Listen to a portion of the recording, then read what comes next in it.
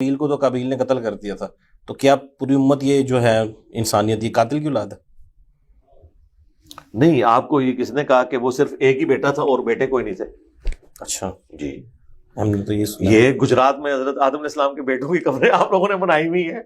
آپ منکر ہو کے آپ کے بزرگوں نے بتایا یہ حضرت شیس کی قبر ہے اور فلاں کی قبر ہے. شیس تو نام آتا ہے نا. جی جی. اچھا، اور جو ویسے ہی میں نے تفنن کے طور پہ بات کی ہے، مجھے نہیں پتا کہ ان کی قبر ہے کہ نہیں. جی. یہ نہ کل کو کوئی کہ جیوے صاحب نے بھی مان لیا وہاں پہ نذرانے چڑھنے شروع ہو جائے.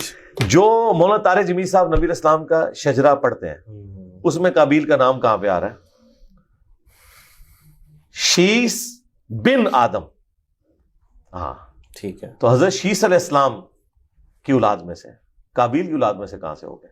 ٹھیک. اور میں اس سے بھی اگلی بات کرتا ہوں، یہ ممکن ہے کہ کسی نبی کا والد کافر ہو، اس سے کیا فرق پڑتا ہے؟ اگر نبی کے جسم کا ٹکڑا کافر ہو سکتا ہے. ہمارے استاد مولانا اسحاق صاحب نے بہت بڑی بات کی تھی جب لوگ جھگڑتے ہیں نا کہ وہ والد کا لفظ اور ابی کا لفظ ابراہیم علیہ السلام کے لیے، اگرچہ ہم تو یہی مانتے ہیں کہ وہ چچا تھے، ابی کا لفظ چچا کے لیے ہے، لیکن اگر کوئی والد کو بھی مانتا ہے، یہ گستاخی کہاں سے بن گئی؟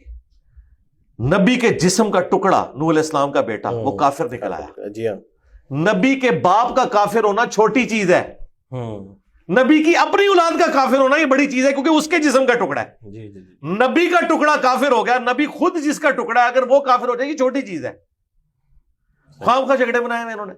تو یہ میں نے مسئلہ اس سے بھی آگے حل کر دیا کہ یہ جو ہمارے ہاں جو شجرے ملتے ہیں اس میں تو قابیل کا نام ہی نہیں، شیس کا نام ہے، شیس بن آدم علیہ السلام. بات ہی ختم ہو بات ہی ختم ہوگی. اور میں نے اس سے اگلی بات بھی ختم کر کی کہ کل کو حضرت شیس کو کوئی نکال دے بیچ میں سے تو میں اس سے بھی اگلا جواب دے رہا ہوں. قیامت تک جو وسوسے ہیں نا وہ اللہ کے فضل سے، ہم تو پلانٹ ارتھ سے باہر پھینکتے ہیں، پہلے باؤنڈری سے باہر پھینکتے تھے، اب پلانٹ ارتھ سے باہر. بلڈ پریشر کی گولی کھاتے ہیں آپ؟ نہیں میں نہیں کیوں کھانی بلڈ پریشر. لگتا ہے جیسے ہائی رہتا ہے آپ کا. نہیں ہائی نہیں رہتا، حضرت عمر سے تھوڑا سا کم ہی ہے. ٹھیک ہے. علی وہ ایک نعرہ بس آخری دفعہ کہہ دیں.